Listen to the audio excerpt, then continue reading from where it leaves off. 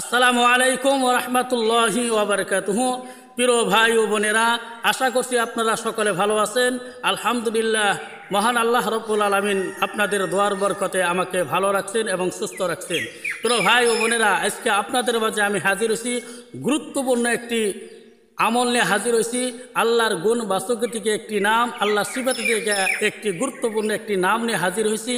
এই নামটি যদি আপনারা নিয়মিতভাবে যদি আমল করতে পারেন, অভাব অনটন দরিদ্রতা দূর করে দিবেন, অবশ্যই আপনারা ধনী হতে পারবেন। প্রিয় ভাই ও বোনেরা, এই আমলটি আমি নিজেই করি, কারণ আমি একটি মসজিদে ইমামতি করি। সেই মসজিদে কত টাকা বেতন বা ইমামতিতে কত টাকা বেতন আপনারা সকলে কিন্তু জানেন। তাই প্রিয় ভাই ও বোনেরা, এই আমলটি আমি নিজেই করে আমি নিজেই ফল পেয়েছি। তাই আমি ভাবলাম যে আপনাদের মাঝে এই আমলটির কথা কিছু শেয়ার করি, যাতে আপনারা সকলে এই আমলটি করে অভাব অনটন দরিদ্রতা দূর করতে পারেন ইনশাআল্লাহ। তাই প্রিয় ভাই ও বোনেরা, যিনারা আমার এই ভিডিওটা দেখতেছেন, কেটে কেটে না দিয়ে আপনারা শুরু থেকে লাস্ট পর্যন্ত ভিডিওটা দেখতে থাকেন। অবশ্যই যে আজকের গুরুত্বপূর্ণ যে আমল, এই আমলটা আপনারা শুনতে পারবেন বা বুঝতে পারবেন। প্রিয় ভাই বন্ধুরা, তাই আমি আর দেরি না করে চলুন যাই সেই মূল তথ্য বিষয়ে আমি আপনাদের কাছে আলোচনা করুন ইনশাল্লাহ। সেই মূল কাহিনীতে আমরা চলে যাই। প্রিয় ভাই ও বোনেরা, আমরা 5 ওয়াক্ত নামাজ, ফজরের নামাজ, জোহরের নামাজ, আসরের নামাজ, মাগরিবের নামাজ, ইশা নামাজ, এই 5 ওয়াক্ত নামাজে আমরা যে ফরজ নামাজ পড়ি, কোনো বান্দা ফরজ নামাজের পড়ার শেষেই ওই অবস্থায় বসে 3 বার করে আস্তাগফিরুল্লাহ, আস্তাগফিরুল্লাহ, আস্তাগফিরুল্লাহ, এই 3 বার করে এই আস্তাগফিরুল্লাহ পরে আপনি এই আঙুলি থেকে শুরু করবেন, ইয়া বাসিতু, ইয়া বাসিতু, ইয়া বাসিতু, ইয়া বাসিতু, ইয়া বাসিতু, ইয়া বাসিতু, ইয়া বাসিতু, এইভাবে করে আপনি ফরজ নামাজের পরে 10 বার আপনি ইয়া বাসিতু পড়তে হবে। আগে আস্তাগফিরুল্লাহ 3 বার আর 10 বার ইয়া বাসিতু পরে শেষে আবার আস্তাগফিরুল্লাহ 3 বার পরে আপনি 2 হাতে এইভাবে ফু দিয়ে আপনার মুখমণ্ডল যে আছে, মুখমণ্ডলে এভাবে মুছে দিবেন। মুছে দিয়ে শরীরটা মুছে দিয়ে আল্লাহর কাছে আপনি দোয়া করেন। অবশ্যই এই আমলটি, এই একটি গুরুত্বপূর্ণ সিক্রেট আমল, এই আমলটি যদি প্রতি নামাজের পরে, প্রতি ফরজ নামাজের পরে যদি আপনি করতে থাকেন, অবশ্যই আল্লাহ তাআলা এই ছোট্ট একটা আল্লাহর গুণবাচক নাম, আল্লাহর সিফাতের নামী থেকে আপনাকে বিশ্বাসে একিনের সহিত যদি আপনি করতে পারেন, অবশ্যই আপনার অভাব অনটন দূর করে দিবে এবং আপনাকে অতি শীঘ্রে ধনী করে দিবেন ইনশাআল্লাহ।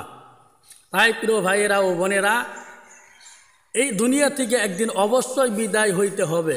কিন্তু এই দুনিয়ায় যতদিন আমরা বেঁচে থাকতে পারি বা যতদিন আমাদেরকে আল্লাহ এই দুনিয়াতে হায়াত দান করছে, ততদিন কিন্তু আমরা সকলেই ধনী হওয়ার চেষ্টা করি বা সকলে আমরা অভাবে থেকে দূর হওয়ার একটু চেষ্টা করি। অর্থাৎ সকলে আমরা একটু শান্তি কামনা করি, জানি আমরা যে কয়টা দিন বা 60-70 বছর যে কয়টা দিন এই দুনিয়াতে আল্লাহ আমাদেরকে রাখে, ওই কয়টা দিন সুখের জানি থাকতে পারি, আরাম আয়েসে জানি, ফ্যামিলি নিয়ে জানি খুব শান্তিতে থাকতে পারি। এটাই কিন্তু আমরা সকলেই কামনা করি। তাই অনেক সময় দেখা যায় অনেক ভাই এত কষ্ট করে, এত কামাই রুজি করে, কিন্তু কত ঘামের পরে ঘাম, চেষ্টার পরে চেষ্টা চালিয়ে যায়, খুব কষ্ট করে, কিন্তু মেহনত করে, কিন্তু তার সংসারে কোনো আয় দেখা যায় না, তার সংসারে কোনো বরকত থাকে না, বা তার সংসারে কত টাকা পয়সা খরচ করবার নিছে, কিন্তু হিসাব ছাড়া কামাই করতেছে, কোনো আয় নাই, তা বছরের শেষে অভাব অনটন দূরই হয় না। প্রিয় ভাই, আজ থেকে আপনারা নামাজি হয়ে যান, 5 ওয়াক্ত নামাজ পড়েন, আর ফরজ নামাজে পড়ে এই আমলটি করেন।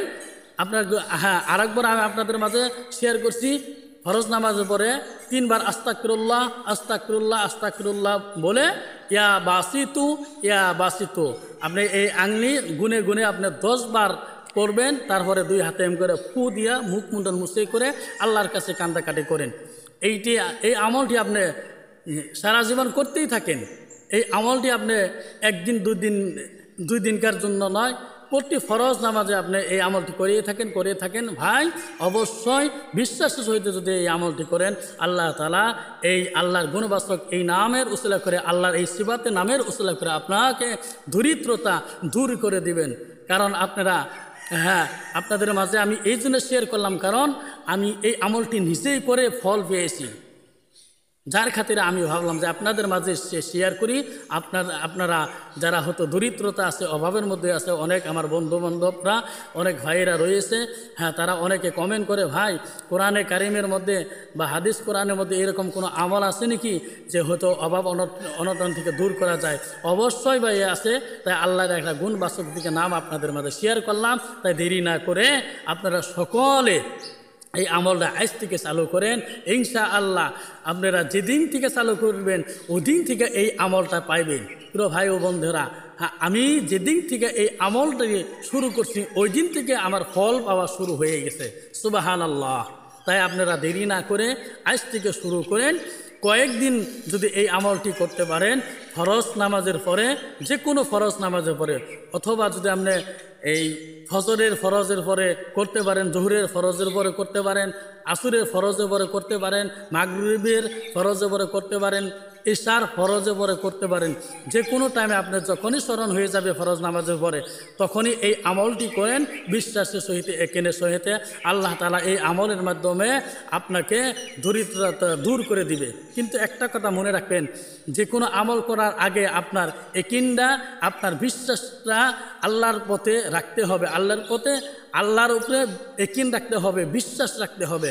আল্লাহর উপরে যদি একিন ভরসা যদি না রাখে যদি আমল করুন, যে কোনো আমল করুন, কোনো আমল কোনো কাজে লাগবে না।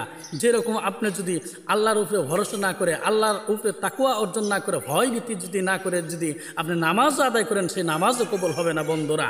তাই সর্বদাই আল্লাহর উপরে একিন রাখতে হবে, আল্লাহর তাকওয়া অর্জন করতে হবে, ভয় রাখতে হবে, তবে আপনার নামাজ রোজা সব কায়েম করবে।